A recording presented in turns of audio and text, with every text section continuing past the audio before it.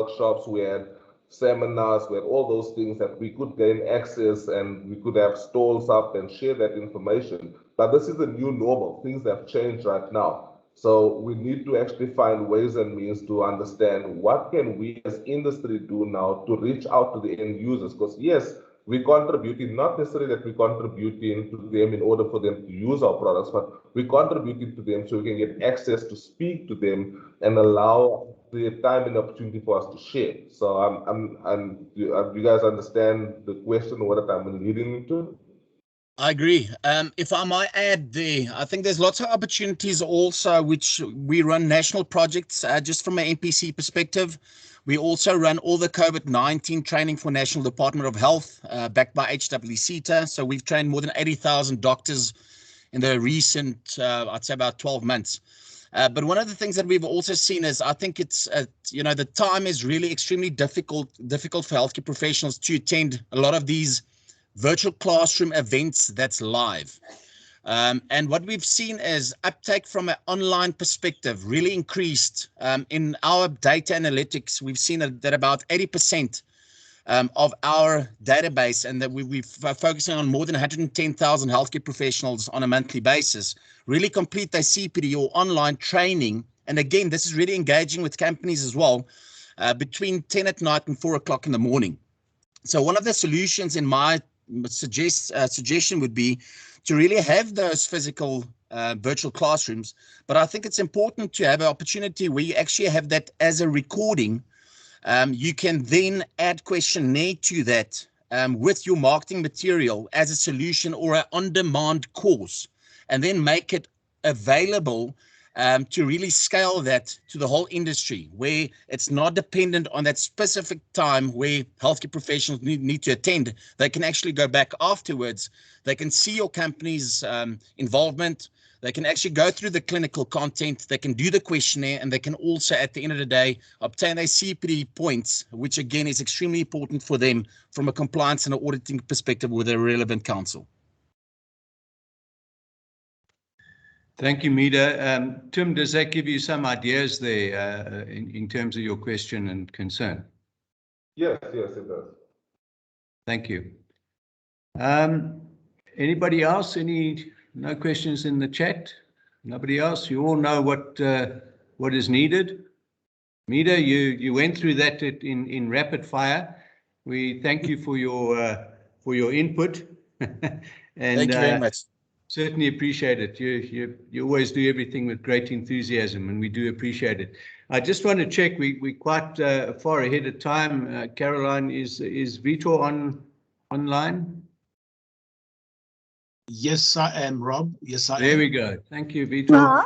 Rob, I do Yes. see a hand from Tanya. Oh, there we go. Sorry, I have a question for Mida. Mida, Yes. how much does the course cost and how long is it? Thank you very much for that. Course? And basically, if, say, a company representative or a marketing manager does the course, what do they get? Do they get some kind of accreditation or certificate, or and do they have to do the course over again in time, or is it valid forever? Tanya, thank you very much. Good questions. The costing currently is 500 Rand excluding VAT. That really will give you access to not only the course, it takes about 3 hours to complete, but it'll obviously equip you in terms of what is requirements by regulating bodies. But also in addition to that, it's an annual upskilling course. So it's very much focused on what we do as a company as well in terms of continual professional development. And the reason for that is we stay up to date on a yearly basis based on, all the different aspects, including the pandemic, to update industry on what's the new regulations. So the content will be updated on a yearly basis, but ultimately it'll ensure you that you've got accredited FPD certification that's been completed to show that you're competent in understanding the industry requirements, which is a great plus. And I think also from an industry perspective, I've come across many representatives, even executives that, to this day do not understand the process and what's required. And I think the real important thing there is is what I've seen now with the HPCSA and various councils opting into to audit companies. I think it's extremely important to mitigate that risk, but also to adhere to the compliance from just a secure storage perspective. At any point in time, you'd be able, or you need to provide the healthcare professional, based on the audit requirements, the CPD certificate. So you need to store it for 5 years at a minimum. So there's lots of information that you need to know. But I think just to answer your questions, which I think is great. So it's an annual course. It's 500 Rand and it takes 3 hours. Thanks very much, Mida. Any last bits gone? I think if we can, thanks again, Mida, and you're welcome to stay and listen to the rest of the session. We'll move on now to Vitor Ferrao, who is a board member, vice chair of the Orthopedic Supply Committee, and is the general manager of Stryker South Africa, so well versed in his topic. The topic of his talk is risks and risk mitigation in respect of reps in the clinical settings. I think the pandemic during lockdown and that really I think stonewalled a lot of elective procedures, particularly in the space of the orthopedic environment. That does seem to be opening up a little bit, but with the continued threat of COVID, there are definitely a lot of challenges that are met in the clinical environment, and with fewer and fewer people allowed into the theatre, those that are, and the reps are sometimes called upon by healthcare professionals to assist in the clinical environment, and at times those requests are not in compliance with their role as company representatives, which is to advise on technical aspects of the use of their products, etc. So I think this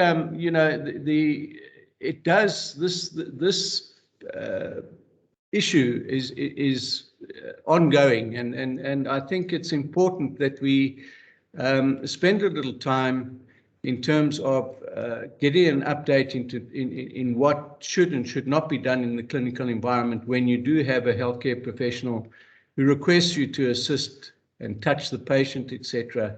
At times I think they do bully the reps a little bit.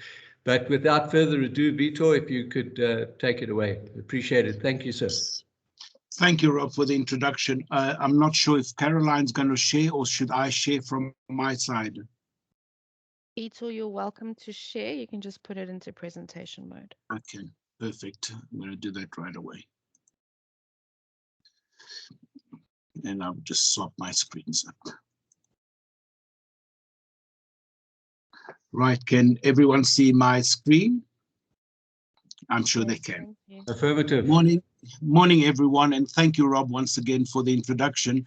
And as I'm going to share a topic that's rather sensitive, and there's a lot of controversial, if I may say, because many times one doesn't really know, should you, shouldn't you? So what I'm intended to do on my presentation is actually to share the company's representative role in the clinical setting, and so that everyone will then know exactly what the code should be, and by offering the rules and the sort of what should not be done, one would have a broader understanding then of what one should do in the operating theatre. Obviously, I've already put right in the beginning a statement that says, always remember that the strictest code needs to be followed. So companies have their own compliance, own code. Hospitals have codes, and the associations have codes that you belong to. So the strictest out of the three, if I may put it, should be the one that individual company should follow. Going on, we have the compliance side, and I always say and mention that in a case like this, compliance is king.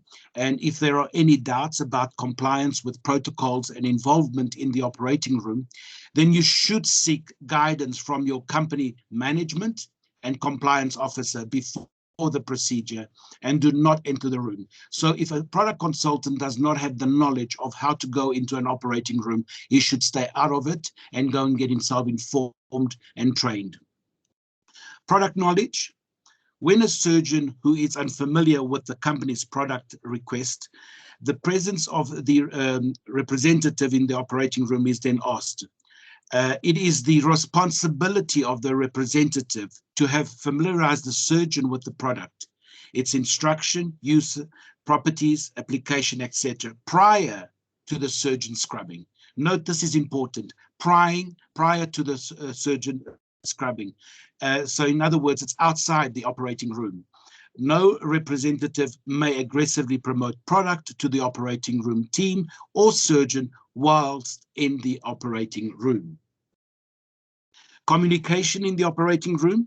Sales representatives should not speak to the operating or, surgeon or assistant surgeon unless specifically spoken to. In that event, and I will repeat this again when I do the as part of the codes just now, they should respond to the surgeon recollections of appropriate direction for use and instructions which accompany the product or describe the product properties. And this is always what we speak of, label and off-label products. So he will just, in a short way, just mention what the product is, its use and its instructions. The representative should limit the response to a precise factual information and shall offer no opinion, note the word, no opinion, judgment, or evaluation of any product or surgical technique. Indemnification of liability.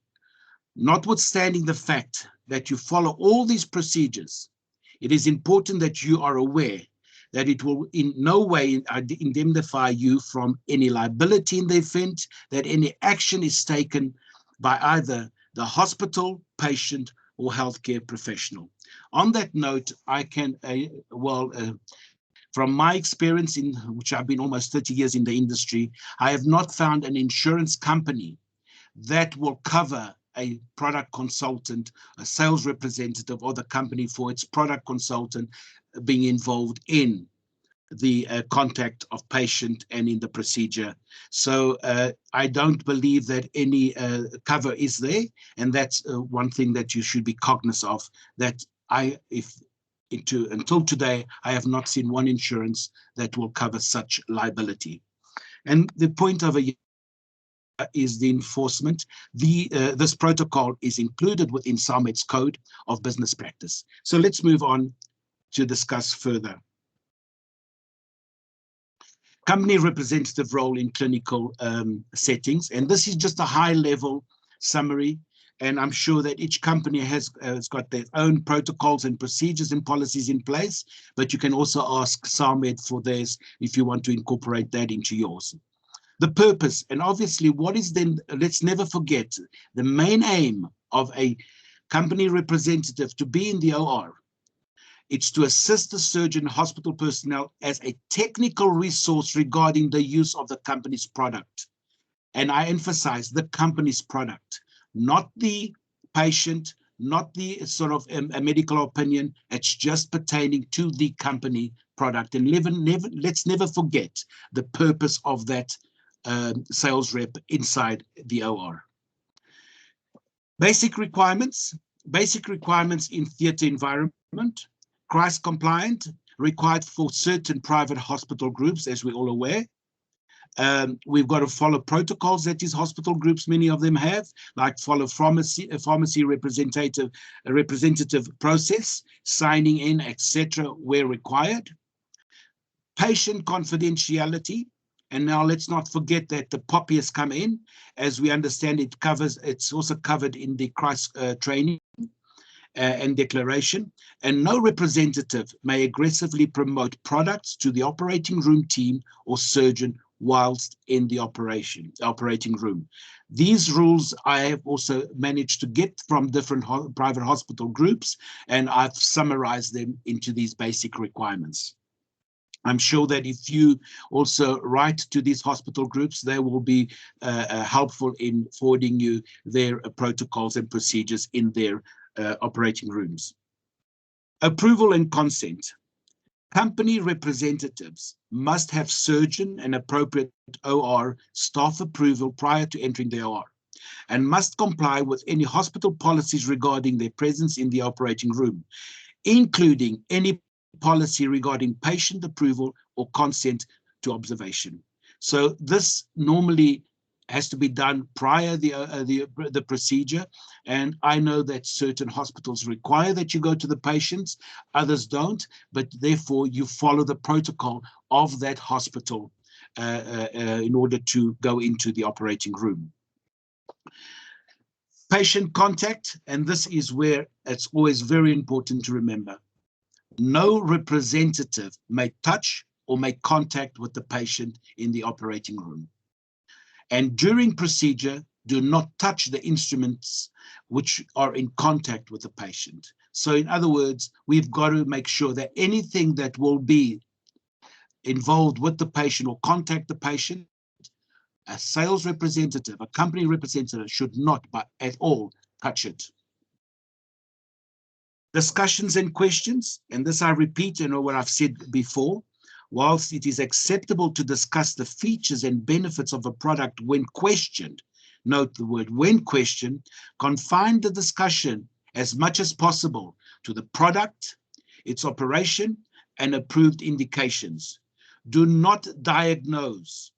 Don't try and, a company representative is not there to be a doctor. Do not diagnose, treat, advise, suggest, or offer opinions on the diagnosis of the treatment of any conditions or person, or to do any other thing that might be construed as practicing medicine without a license. Company representatives are not medical staffs. They are there as technicians. Let's go back to the purpose, technical resource regarding the use of the company product.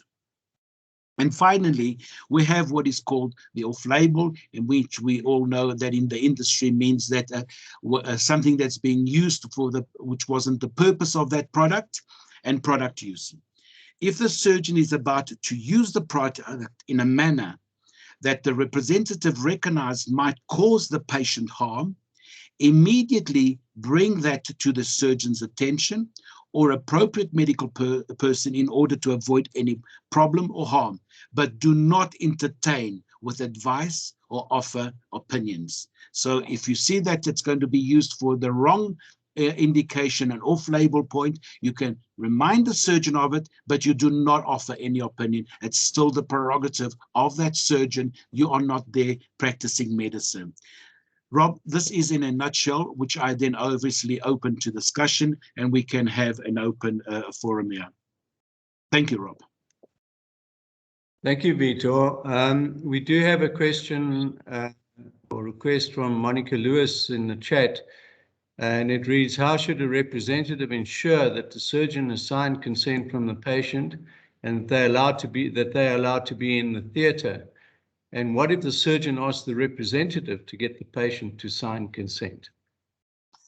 Well, in my practice, I have had that where the representative has gone and get consent from the patient. The hospitals normally have a form that is required to the patient to sign.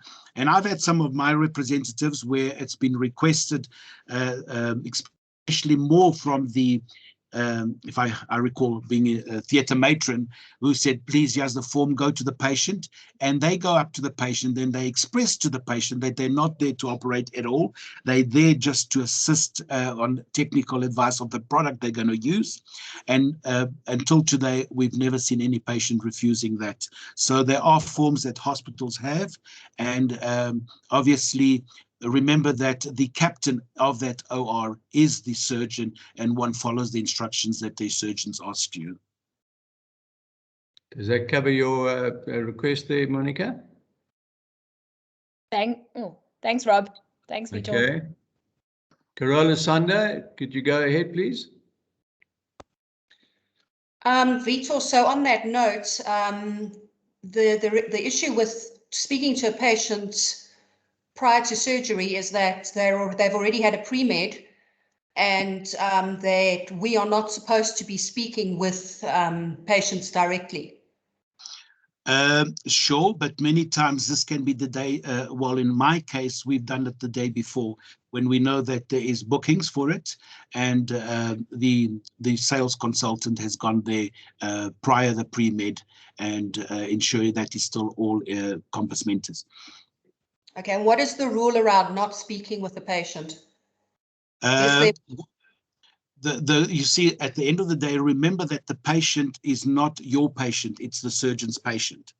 So you should actually ask personally, and this is my opinion, so you should follow your compliance and your company's policy on this. Normally, we ask a theatre staff or the theatre matron, or even sometimes the anaesthetist will actually support you on that before going through. Okay, perfect. Thank you very much. Sure. Thank you, Carola.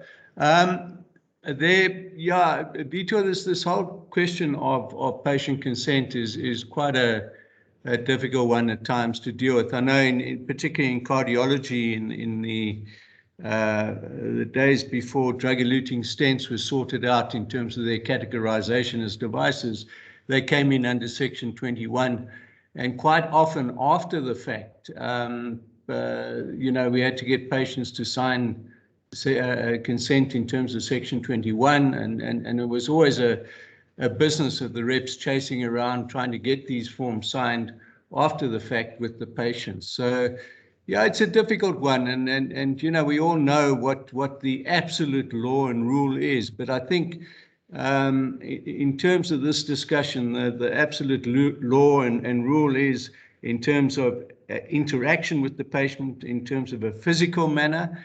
And really, I think, Vitor, your response is quite correct. Comply with your internal compliance requirements. But if you are acting in conjunction with the surgeon, there's no reason why a representative shouldn't request a patient, under the circumstances you've mentioned the day before the procedure, to get consent. Thanks, Rob. And what I can say, I've also had the experience many times, the anaesthetists are quite helpful as well with that. Correct.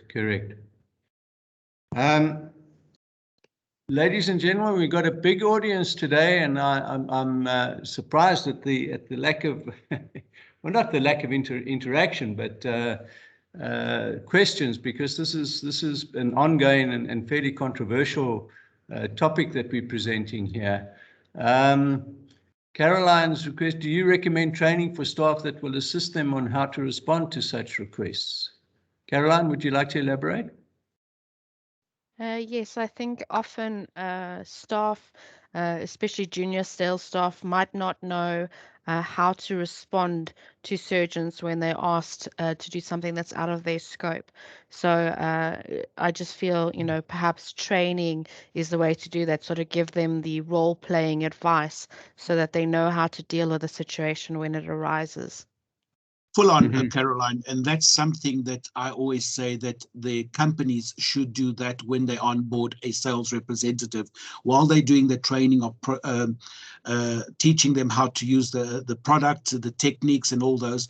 There should be one section of questions and answers, and that's one part of the training that I always say added into your training with product consultants in-house. So you follow the company's compliance, and again, you're assisting them to how to answer. So that should be part personally of your company's training, onboarding staff. Remember the main purpose, and I want to reiterate here, the reason why these rules are here, it's to protect every single party. It's to every stakeholder, the company, the representative, the patient, the surgeon, the hospital. So this is the main aim. And I think that whatever you do, ensure that you follow what's right and not what easy, and ensure that you actually follow your company's protocol together with the associations that you do follow in. And then you've got the sort of a protection to a certain degree of doing what's right. But if you follow the rule of not talking, not touching, you're already in a good sort of standard of maintaining the status quo. There's a few hands there, Rob. Yeah, let me just see there. But Monica again. Hi guys. Okay, so I think I'm going to try and I'm not purposely throwing a spanner in the works, but I just want to ask, with the new the launch of, the go live date, let's call it that, of Poppy, there are new restrictions in terms of recording of patient information, which I think representatives need significant training on, especially as they try and get used to these new protocols and practices. Is this going to be, are we going to do something, is SAMI going to look at doing something in that regard, or is it going to be incorporated into the CRISE course or something along those lines? Because you do see things like in a quotation, if you ask to provide a quotation that has to go on to a medical aid on behalf of a patient, we're technically not supposed to be allowed to obtain that data without patient consent. There's a whole bunch of things that we need to be aware of, and that we need to train our representatives on in order to be able to be compliant with this. And I don't know if that's being addressed at all. Monica, thanks for your question. And with that, I can say, first of all, remember that the Poppy Act, every single organization has to ensure that they are abiding by the rules of the Act on the Poppy. And so I know that companies are, together with their legal and compliance, have drafted already agreements with different stakeholders. And secondly, preparing training for their staff, because I don't believe that the Poppy is only going to be for sales representative, but for the whole supply chain, where you know as well as I that information of that nature can appear on purchase orders and things like that. I do suggest that moving forward we should, and that's something that I'm sure SAMED board and will look into it, that further training or be incorporated into some way into the training of such information. It's a very valid point, and it's sort of, like you said, very new still to the industry. Yeah, I see Tanya's popped up a note there that we have recently held a workshop in that respect. You know, we need to understand that in terms of the requirements of record keeping, particularly for implants, it is essential that the companies have records of patient details, etc. But Tim, I'll come to you in a second. Tanya, are you able to just comment on the issue? I think she may have left. I know she did ask if she could leave early. SAMED recently held a workshop with members on Poppy and has drafted FAQs which Caroline is planning to send to members in due course. And it does cover this very issue, Monica, where we outline what the responsibilities are in terms of record keeping in respect of the Poppy Act as it pertains to patient records and record keeping in terms of implants, etc. So, yeah, Caroline will be sending something out about that in due course. Right. Tim, you have your hand up, sir. Yes, so just with regards, it's a different, moving off from the consent. One of the points that Vito touched on with regards to not assisting the doctors, etc. I just want to understand, is there any way that us as industry or our professional bodies with the likes of SAMED, etc., is there any way that we can get something implemented with the groups, with the hospitals, that can hold the doctors accountable for this? Because as we all know that there is instance where doctors prefer certain consultants in because consultant is helping him. There is certain doctors that prefer certain companies because there's kickbacks and things that's happening, or sponsorships that's been paid, and all those different types of things, which we all know is wrong. And none of us wants to, we're not partaking in those things, but it's not stopping other companies from doing all those things, helping, participating, and doing all those different wrong type of acts. And it's one thing trying to hold the company accountable, But you can't hold a company accountable. It's difficult to hold a company accountable if a surgeon is really pushing and forcing for these type of things. So I'm thinking the starting point or the base to eliminate all of this, to get the patient's consent right, to ensure that the sales consultants don't assist, and to get all these things done away with. If we get to some kind of way that the hospitals implement, whether it is a fine or something like that, where if this does come out and there is evidence and proof that the doctors will get penalized in some kind of way or something like that, it will do away with all those issues that we are trying to regulate, which a lot of times is difficult to control. Because if a doctor comes in, you introduce him to a new product, you are new to him, and he's asking you to please pick up the patient and assist with moving because he doesn't have staff or something like that. And as a rep, you know you're not supposed to, but sometimes the reps feels pressure to. This is real life. I understand that it's easy, it looks pretty on paper, but these things happen.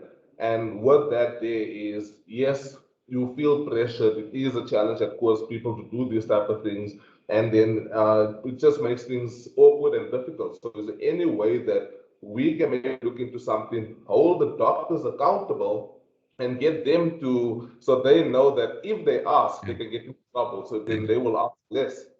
Yeah, Tim, I think we got it. Vito, would you like to respond? And I'll also make a comment if you want. Rob, I would like to leave that to you because obviously this topic is outside the scope of company representative role in clinical settings. It's more of to do with perverse incentives. And I think SALMED has got what we call the ethic hotline, or that can be used. And I am aware that hospitals also are very cognizant if such things happens, that one can actually discuss it with them. But it's something that it's more involving what the whole point that Tim brought it along. It's to do with perverse incentives, and I think that's over to the code committee that can assist here from SALMED. I think there are a couple of points, Tim. You know, your comment was that, you know, what if a rep acts in a certain way? It's unfair to hold the company accountable. I think the first issue that we need to understand is that the company is the accountable entity, the legal entity. Irrespective if a representative goes rogue or acts outside of the code, etc., that does not matter. As an employee, you as the company will be held liable should anything go wrong in the clinical environment, and let's understand that very, very clearly. And that is the very reason why the CRISE course was developed, because of vicarious liability in these situations. So please understand there is no abdication of responsibility on behalf of a company if a representative acts in an untoward manner in the clinical environment. The other point is in terms of the, you know, any untoward practices that might be bordering on perverse activities.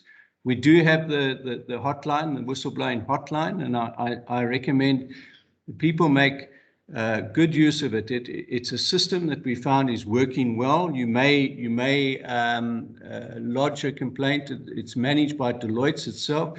You may lodge a complaint in an anonymous fashion if you so wish, if you're scared of repercussions from the healthcare practitioner or whatever.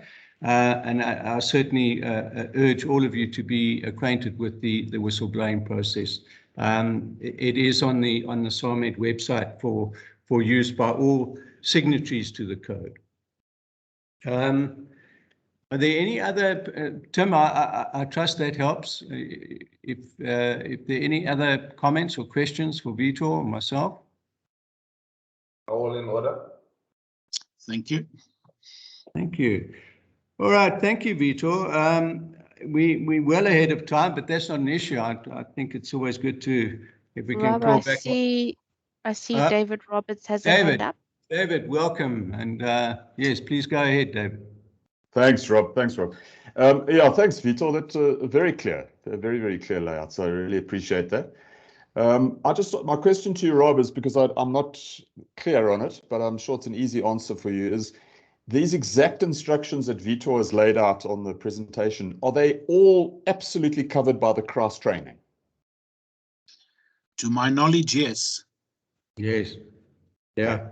And Yes, to your Because then it's point, very clear. Then it's very, very clear. yeah. To your point, Dave, we'll cross-check that, verify it. But my understanding is that yes, every aspect of that is covered in the Christ training course.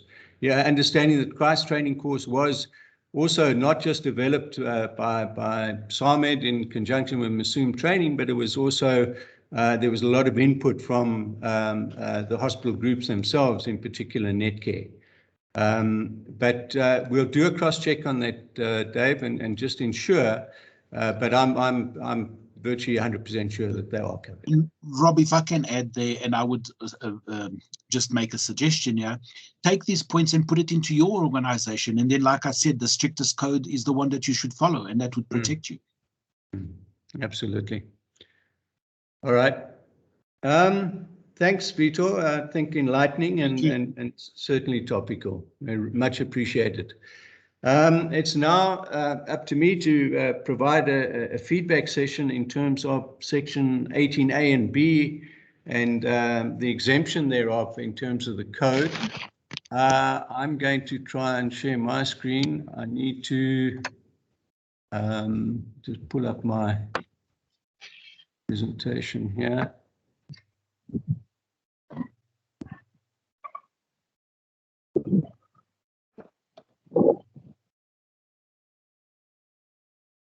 No, am I not winning here?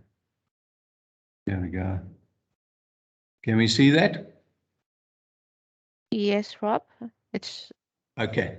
I'm not going to go through the entire presentation that we did to the pricing committee in terms of 18A and B exemption.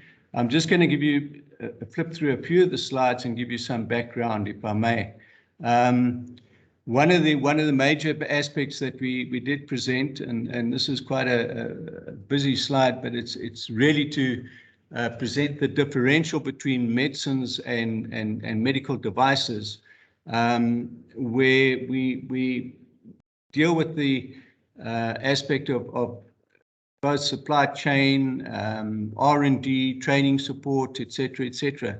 You know, in terms of pharmaceuticals, it's a molecular structure that is developed, etc. It's put into tablet or injectable form, and it's administered to the patient by the doctor once he knows what its clinical use is for.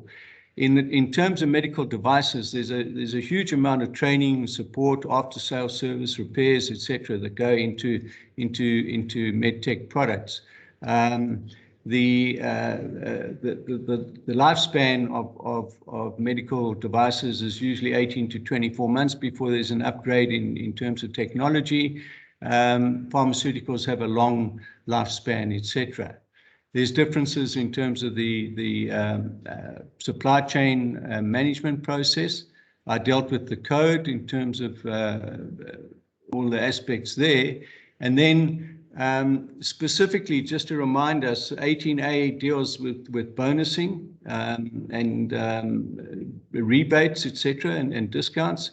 And 18B deals with sampling, the placement of products, the use of product for exhibition purposes, etc.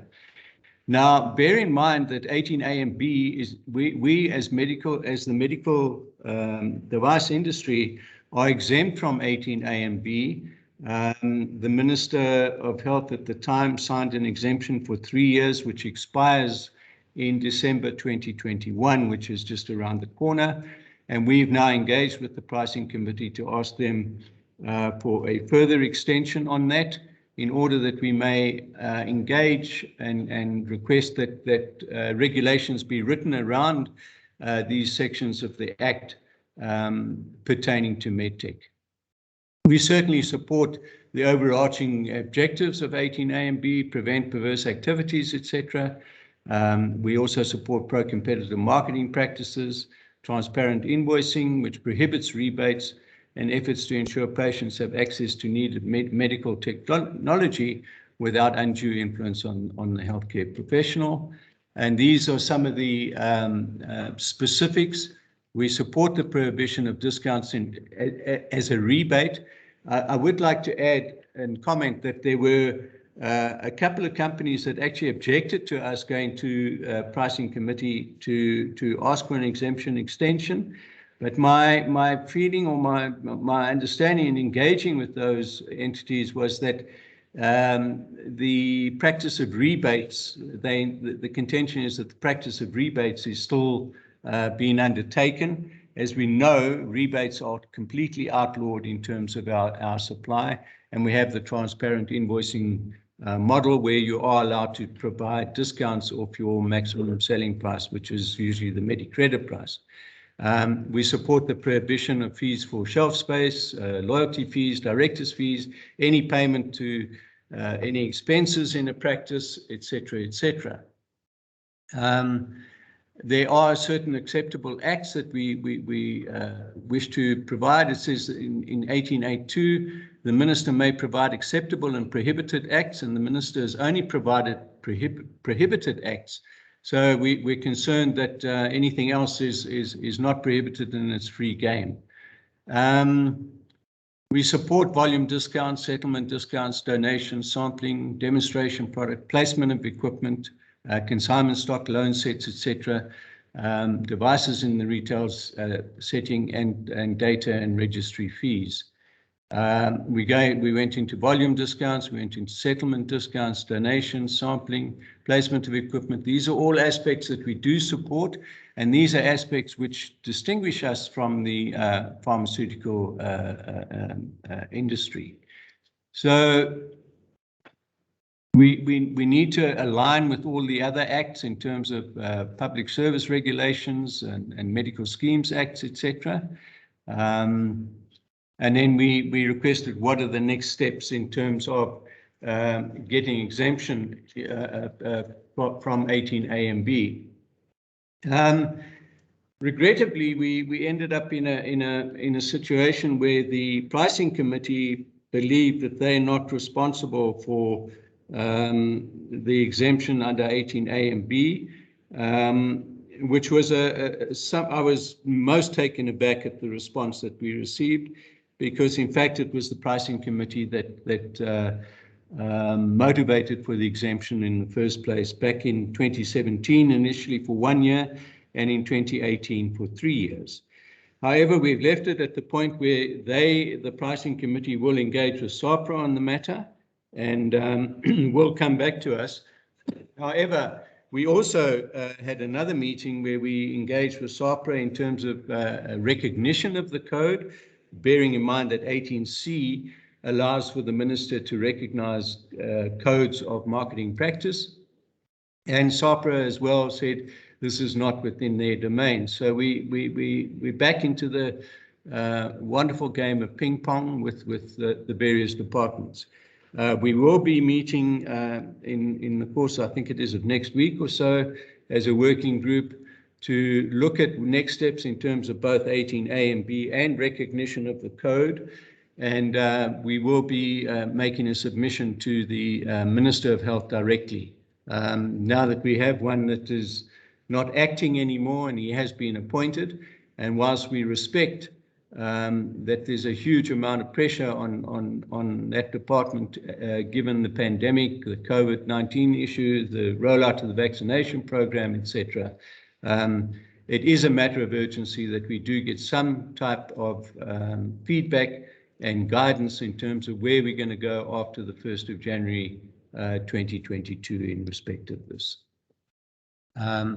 I'll stop sharing my screen and ask if there are any questions. There we go. I stopped sharing it? No. Yes, thanks, Rob. Okay, we'll be back. Are there any questions or comments that anybody would like to make?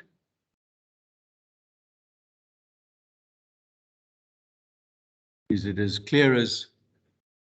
I think you're precise, Rob, from my side. I think it's very clear, but as I say, the distressing thing is that we're back into this ping pong situation with the various departments or divisions, so we will take it up directly with the minister.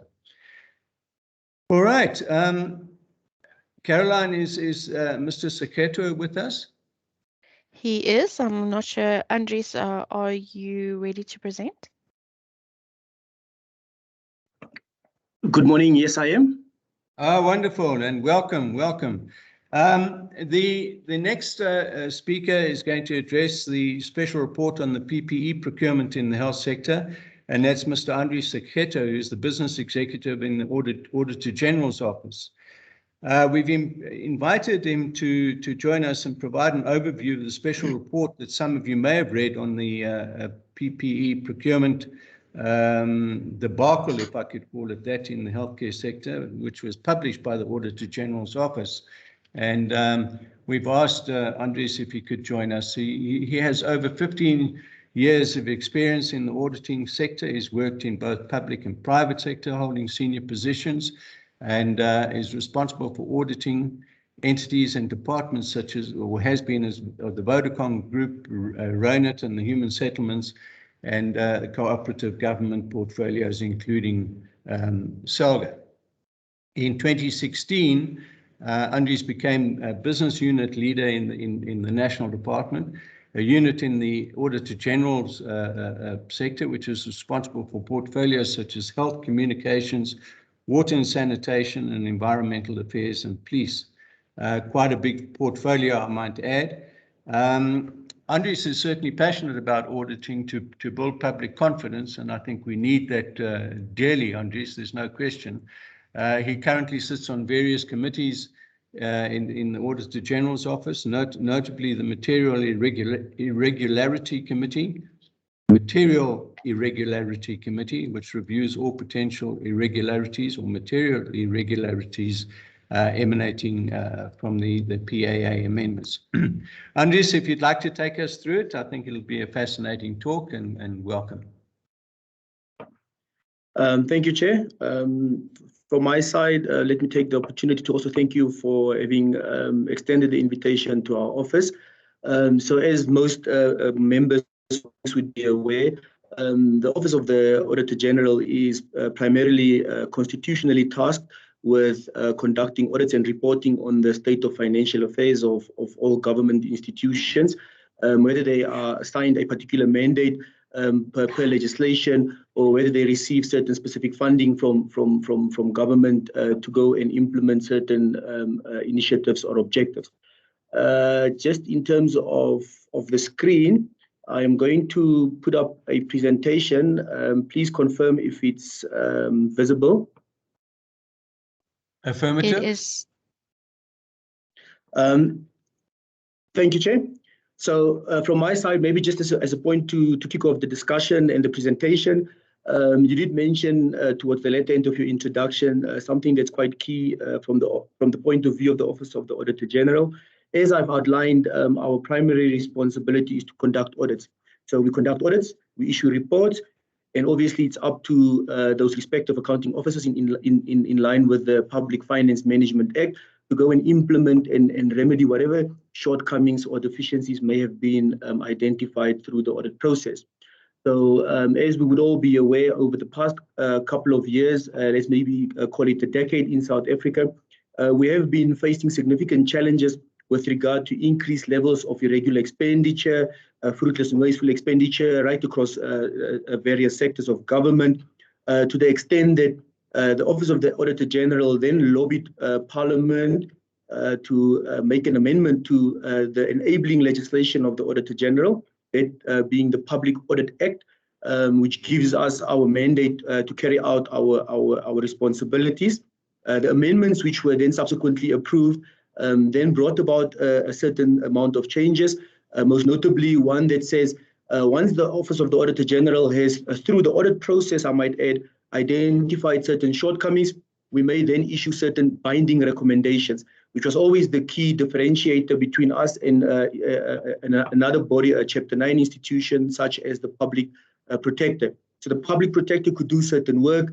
She's not, the office is not time-bound, so therefore they could take a number of years, whereas the audit process, we are required to complete our process within an annual process, and then we issued recommendations to those accounting officers and members of the board of the institutions we were auditing, and more often than not, we found a lot of inaction in implementing those recommendations, whereas with the public protector's report, for example, her recommendations were binding, and I know some of the members in the platform might be very well aware of that fact, because you would have seen some of her reports and the way they're taken up seriously and even taken for review.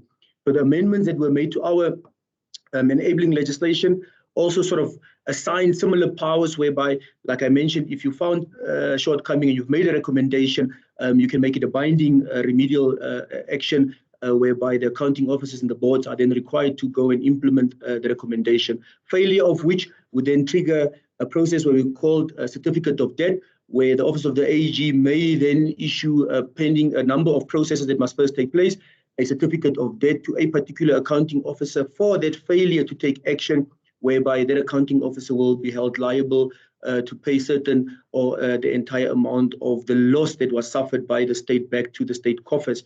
So it is still an evolving process, and hence the importance of the material irregularity process. And as we go through the report, I'll also try and tie in this intro with exactly why I'm giving you this background before I even delve into the report. Now, insofar as the actual findings in the report are concerned, Chair, you would recall that this was a pandemic. It was unprecedented times. What we, as a government, the government needed to move with haste and try and save lives and manage the pandemic. And obviously, there was a lot of expenditure that needed to be incurred. And we'd identified within the health sector that obviously they would be spending a lot of money on procuring PPE to make sure that not only are South Africans safe, but also the healthcare practitioners trying to manage the pandemic. So we focused a lot on that. And you'll see as well, our findings are primarily centered around that. So the purpose of a real-time audit, most of us in the platform would be aware that an audit process is quite a retrospective process. So the auditors come in at the end of the financial year or the end of the financial cycle. They tell you what has gone wrong, but more often than not, it's too late to go and fix anything or remedy anything. So the president at that point in time reached out to our Auditor General, the late Mr. Kimi Makwetu, and requested some form of intervention from the Office of the AG. So we committed and endeavored to do what we call a real-time audit. So we would then look at these transactions as and when they were taking place at a particular point in time, with the intention being that we would be able to, or be in a position to provide management with some findings and some recommendations that they can go and implement and at least affect real-time remedial action as and when they continue their spending, because obviously the spending occurred over quite a prolonged period. We started the audit and the engagements with management right at the commencement of the pandemic and the lockdown periods, which was last year, March 2020. And then when we started doing the actual work, engagement around preventative controls and making sure that you've got systems to ensure prevention, those kicked off through engagements with the respective accounting officers in May, April already. April, May, you would see it was quite early in the infancy stages of the pandemic. So for us, that was quite important, because we would go and have discussions with accounting officers and say, look, we've identified a number of risks, and to mitigate for those risks, you need to have at least the following minimum key controls in place to ensure that you mitigate any potential losses as and when you embark on your interventions to manage the pandemic. So we were then having those discussions. We tested the preventative controls and we gave them some feedback in terms of areas of improvement. And then came the actual audit. Again, by mere virtue of an audit, it means something needed to have occurred. So the institution needed to have transacted first for us to be able to look at it and then provide some form of assurance based on the work that we would have then conducted. So we gave them a period. So if I'm not mistaken, it was about 3 months. We looked at expenditure incurred from March, April, May, and around about June, we started cutting off, and then we gave them some feedback, which was the special report 1 that was issued sometime in September or tabled in Parliament in September. That process then obviously is a full-on audit where we analyze the data, the submission, we identify high-risk items, and then we spend our attention and focus on those items, and then obviously we report any findings to the accounting officers and authorities so that they can go and try and address them and remedy the internal control weaknesses. And then needless to say, we also then issued the formal report. We issued 2 special reports. The one was called Special Report 1 on COVID expenditure. Like I mentioned earlier on, it was tabled in Parliament in September, and then the other one was tabled in August of 2020.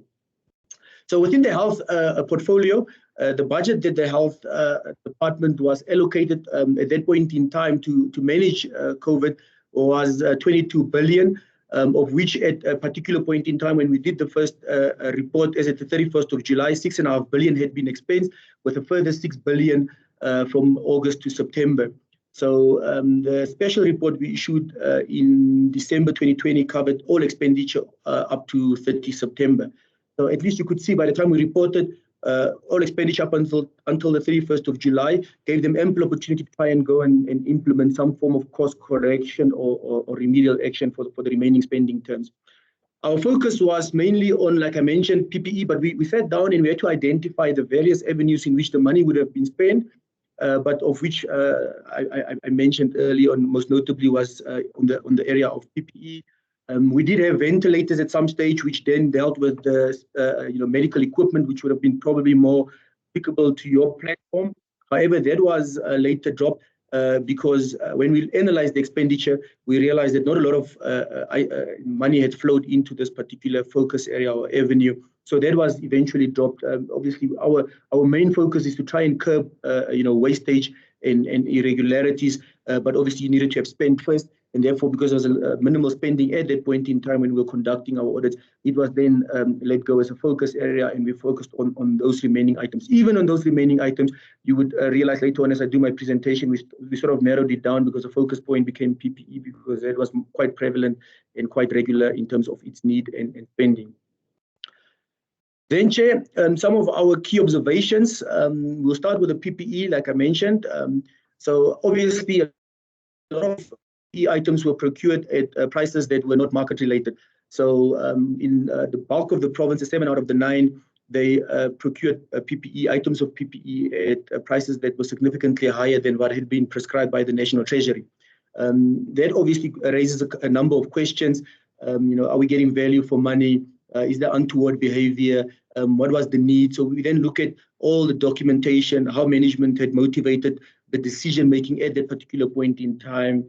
Because obviously, even though you are in the midst of a pandemic, there must be some form of transparency and accountability still. And obviously, National Treasury also tried to assist by prescribing certain increased but minimum or maximum prices.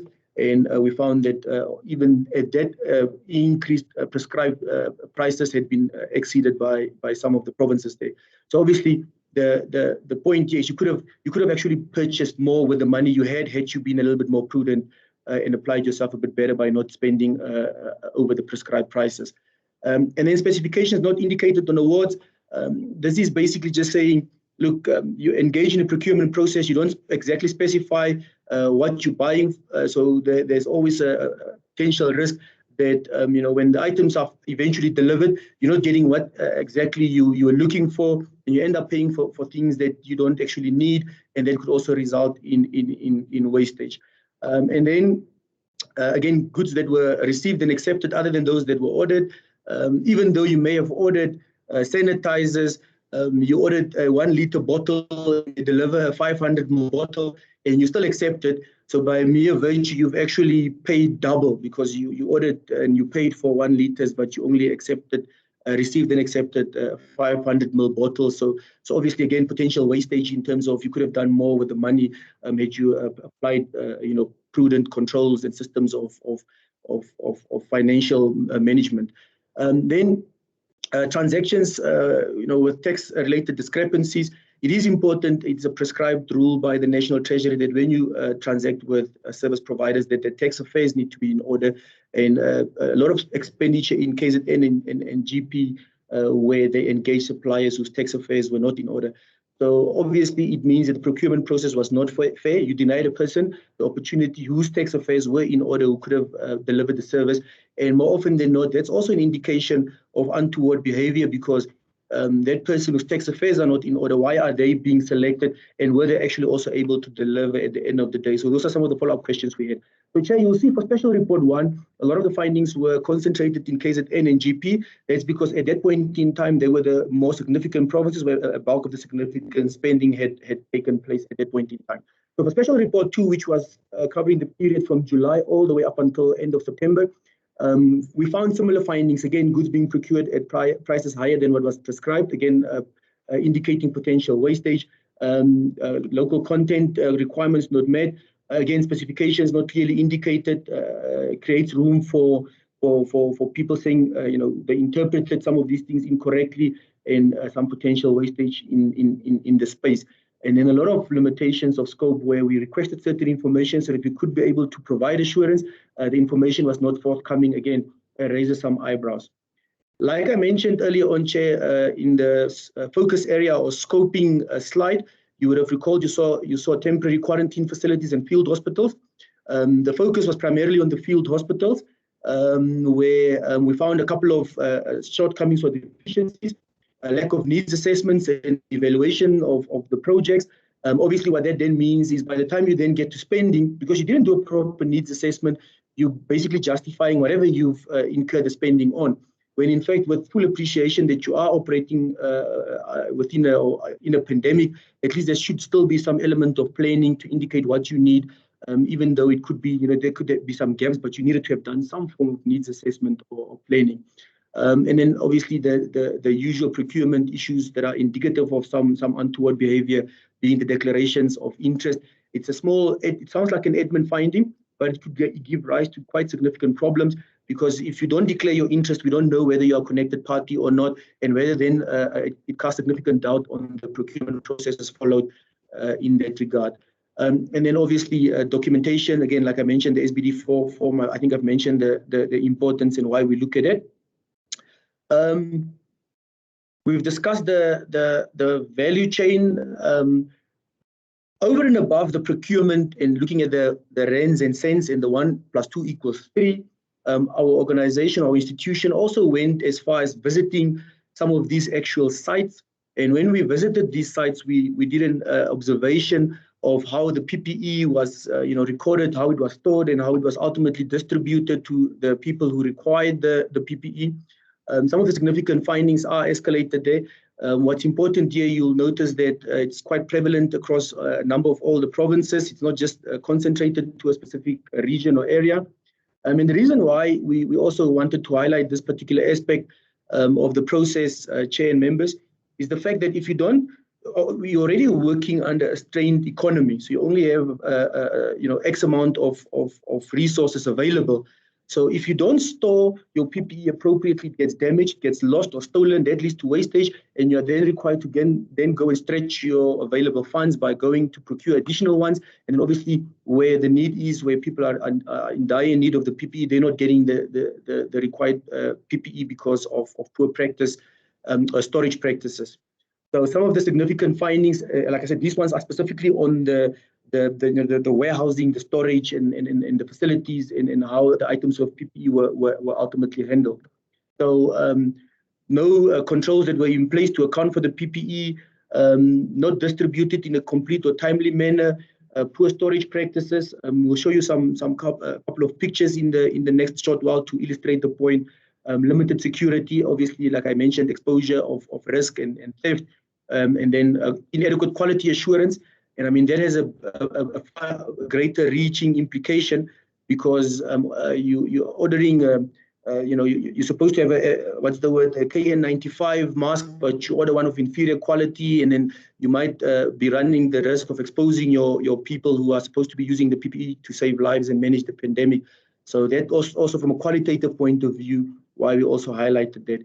This slide just seeks to illustrate, like I mentioned before, that most of the facilities we visited, we found some deficiencies and shortcomings and areas of improvement for management. Western Cape did fairly well with Gauteng, where there were no issues for the facilities that we had visited. But on the main, you can see more than 50%, 60% of the facilities visited had some issues and findings in the respective provinces. And we show you how many facilities we then visited per province. Chair, like I mentioned, just illustration of some of the poor storage practices we found, and this is just sample pictures. There were quite a few more that we shared with management. You would see that especially there, driving home the point that you basically resulting in or leading to wastage by not implementing sound storage discipline. Then, Chair, on this one, I'm not going to spend a lot of time. As part of the focus areas, initially when we, planned for this audit, we thought there's going to be a lot of resources required to be able to do the whole screening and the testing.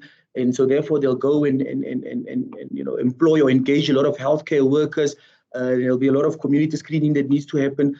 And at some stage we realized that they were using existing facilities. So the focus on this particular focus area then became the case management system, which is a system that the department procured for them to be able to track all the cases of corona, the positive cases, and all the tests conducted. So and these are the numbers that they use to then report on a daily basis the number of instances. So with regard to the acquisition and the procurement of that particular system, we highlighted the following shortcomings and deficiencies in the respective reports. So they do sound like admin findings, but if you look at the importance behind them, if you don't have a proper backup management process or system, if the system goes down, how are you getting your numbers? What's the accuracy, the completeness, and the reliability of your numbers? And these are the numbers that the minister and the DG then use to, on a daily basis, stand up and report to the country in terms of their accountability. So again, in change management, people could go in the system, affect changes, again, resulting in potential inaccurate or unreliable data that's being reported. So that's the significance behind some of those items, even though they may appear, admin in nature. And then part of the process, we also looked at the NHLS, which is the National Health Laboratories Services. They also incurred quite significant amounts of PPE. So some of the members who are au fait with current affairs would note that I think as recent as yesterday, some your colleagues appeared in court over some allegations of fraud in the particular institution. So we picked up a couple of findings at that stage already, and then we shared it with the respective authorities and accounting authorities to take action. So at least there is some form of movement. Likewise, even with the one in Gauteng, where we picked up the findings on PPE, those were our findings that we then shared with the SIU for further action. And you would all be aware that some drastic action was taken with regard to the executive authority in that particular space. Insofar as it relates to field hospitals for Special Report 2, again, the theme continues.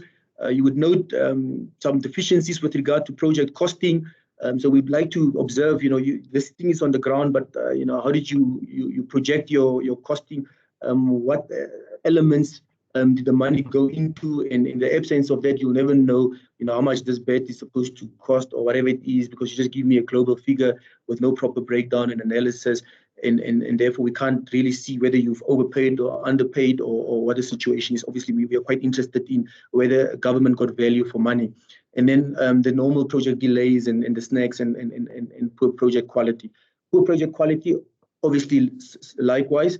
If you don't ensure the right quality, you then run the risk of incurring potential wastage or having to go back and fix certain things again and incur additional expenditure. So, Chair, we do a lot of work. At the end of the findings, we do issue some recommendations to our auditees and the institutions. So of note, or the most notable ones there, we said they must go and at least look at implementing some form of preventative control. Prevention is better than cure, and then they must be enforced with a zero tolerance attitude, and there must be proper consequence management. And then obviously there is a financial aspect. The accounting officers, in terms of the Public Finance Management Act, have a specific responsibility to prevent irregular, fruitless, and wasteful expenditure. And where they were not successful in preventing it, they have an explicit responsibility to also then go and detect all the instances where they were not able to prevent and fully disclose and report those in their annual financial statements and their annual reports to the National Treasury and to Parliament. So if they don't do that, that also becomes an audit problem, and then we issue modifications whereby we say, well, you didn't fully comply with your responsibility, and the financial implications are that whatever you're telling Parliament that you've incurred in terms of irregular expenditure is incomplete, so you've got a problem in terms of your reporting, and they may even get qualifications if that's not done diligently and completely. And then I'm not going to talk about the rest of them. They are quite straightforward, and we've already spoken about them. What's important, Chair, is we do work. We issue recommendations, and we also solicit some form of commitments from our accounting officers. So this, the following set of slides just seeks to sort of give an analysis or depiction of the various respective provinces. Some didn't give us commitments. We reported this to Parliament as well for the oversight bodies to take it forward and engage those respective heads of department. Some were in the process of implementing remedial action, which was a good thing. We are now currently busy with our statutory audit, whereby we'll follow up all of these findings to make sure that at least those commitments were fully implemented and that it didn't result in any additional wastage to the state. Chair, like I mentioned earlier on, ours is really to make sure that at the end of the day, when taxpayers' monies are being spent, that we are getting value for money and that the funds allocated were indeed spent for the intended purpose. So on the main, we were worried and we were worried with regard to the level of quality and the weaknesses that could have a significant adverse impact on whether we had indeed received value for money, and that was raised accordingly. We were also slightly worried with regard to the slow response demonstrated by management to implement remedial action and the recommendations. But at least on a positive note, like I mentioned, a number of them had also committed to implement those remedial actions, and we'll follow up, like I mentioned, when we do our statutory audit for now. Chair, that's the end of my presentation. So I'd like to close off my presentation with this quote from our late Auditor General, Mr. Kimi Makwetu, who unfortunately passed November last year. When he was challenged on some of our findings by the sector, he made it quite clear that even in the midst of a crisis, the transparency and accountability for government spending to benefit citizens could not take a backseat. And I think that's quite an apt message, considering the dire economic situation that we face as a country, whereby we are all challenged to make sure that we make do with whatever little we have, and therefore to ensure that we get value for money whenever we spend money that was intended to benefit citizens. Chair, I'll stop at this point in time. I've reached the end of the presentation. I'll take any questions or comments or input, Chair. Thanks. Thank you very much, Andries. Greatly appreciated. Could we ensure that we are mute if we're not speaking? I'm sure that there are going to be a few comments and questions, etc. I just wish to appeal to our audience. Andries Sekheto is not the bad guy. He's done the audit. He's found out the bad guys. So, please, if we could keep our questions to the audit process, the preventative measures, etc. I'll open the floor for questions and comment. While we're waiting, I'd just like to mention to our members, in terms of preventative controls, the SAMED has recently approached the National Department of National Treasury, asking if they would look at the possibility of including our code of business and marketing practice, the Medical Device Code of Business and Marketing Practice, in their procurement processes and making it a requirement for anybody wishing to tender health products in that sector. They are having a look at it. It wasn't hugely positive because I think these departments really have to go through quite a lot of processes in terms of legal and policy and so on. However, we have presented the code to National Treasury and requested that they include the code as part of the tender process. Now, I just briefly want to touch on the aspect of anti-competitive aspect. This is for all signatories to the code, and by that we mean you don't have to be a member of SAMED in order to be a signatory of the code, and therefore it would not be anti-competitive having that requirement put into into the tender process.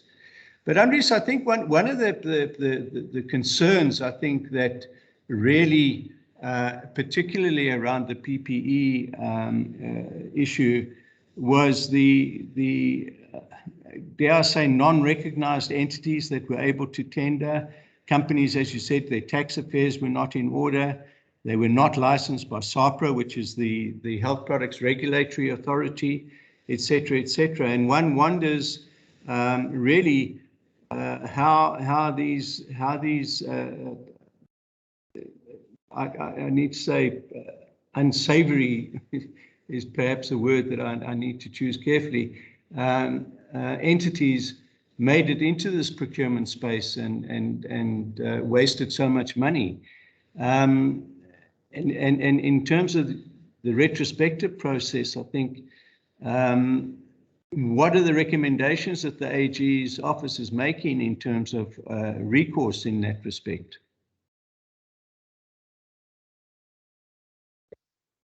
Thank you, Chair. And that's why I was quite, how can I put it, assured to reference explicitly to the PFMA. So we picked it up, and unfortunately, at that point in time, by the time we had detected that, well, I'll latch on to your phrase as well, that these unsavory entities had made it on the list. Decisions had already been taken. They had already been engaged and contracts were already in place. So therefore, there was little that you could do, and delivery in most instances may or may not have taken place as well. So ours was really to flag it. But what we also do, Chair, where we feel that there's a little bit more to the transaction that then meets the eye, we do have a relationship with some of the other investigative bodies, such as the SIU and the Public Protector and the Hawks. And then in those cases, once it's gone through our internal assessments and discussions with the accounting officers, we then refer those cases through those existing relationships to those investigative bodies for further, investigation.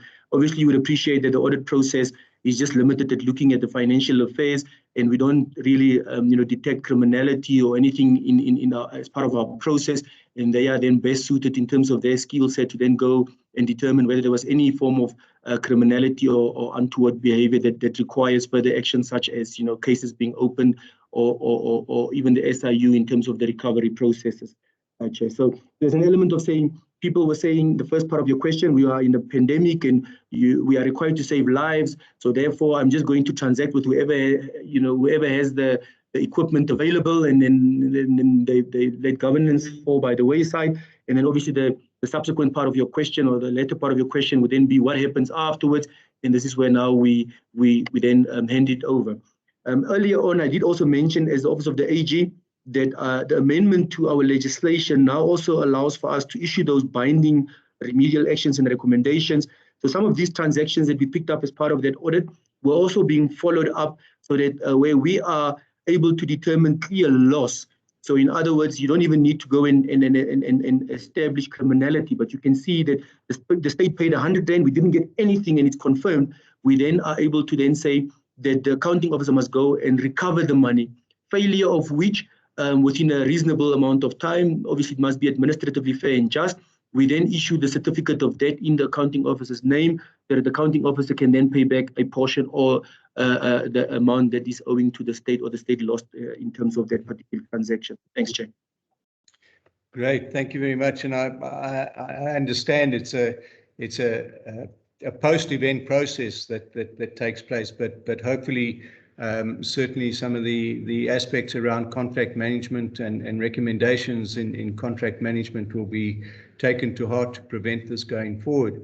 I'd just like to mention also that the SAMED is a member of the Health Sector Anti-Corruption Forum and works closely with that body and SIU in terms of weeding out corrupt practices in the healthcare sector. Are there any additional questions or comments that anybody would like to make? Andres, thank you. Yes. It's Tanya, sorry, I'm busy driving. I wanted to ask, is it not possible that the Auditor General could actually make a recommendation to Treasury and to the provincial departments of health that suppliers of medical devices be signatories to the code? Andres, is that an option that we could could have your support in terms of our efforts to improve contractual management? Chair, so as the Office of the AG, we are always open to any initiatives and ideas that seek to promote aspects of good governance and good financial and sound financial management disciplines. So that would be something that we would be open to. However, I would like to also categorically put it clear that any situation where our independence could be perceived to be impeded, obviously we would sway away from that in terms of lobbying for a particular group. However, like I mentioned, if there is a value in an improvement to a regulation that could seek to bring about improved governance or financial management disciplines, that's something certainly that we could engage the National Treasury on, obviously with the understanding that they are the ultimate decision makers and the regulatory body in terms of the contract management disciplines and financial management regulations. Thanks, Chair. Absolutely, and thank you for that. And I think we need to be in touch to perhaps share with you the medical device code and the clear benefits that we believe would accrue in terms of contractual processes by having that as part of the tender processes. Yes, I think Andries, a very sad loss with the loss of Kemi Mkwetu last year. Certainly a stalwart as an Auditor General. However, I do believe you're all in good hands with the new Auditor General, and we certainly wish you good fortune and good speed in your efforts in rooting out and exposing untoward practices in healthcare supply chain management. Thank you for your contribution. Thank you, Chair, and thank you for your protection up front. I really did appreciate that, and keep well, and wish you the best of luck. Thank you so much. In closing, I'd like to just mention we touched about 90 participants in today's forum. I think that's a record. I think it speaks to the diversity of topics that we do cover in these forum. And Caroline, thank you again for putting a good program together. I think the insights and the contributions that we've had from today's input has been great. Caroline has posted a poll on the screen if you'd like to vote, and just give us a heads up there. And also going forward, if there are any other topics that you'd like addressed in future forum, please be in touch with Caroline. And all that remains is for me to say thank you so much for your participation. Greatly appreciated. Enjoy the rest of the day, and please be safe. Don't forget to vote. Thank you, everybody. Thank you, Thanks, Rob. Thank you. Thank you. Thank you, Chair. Keep well.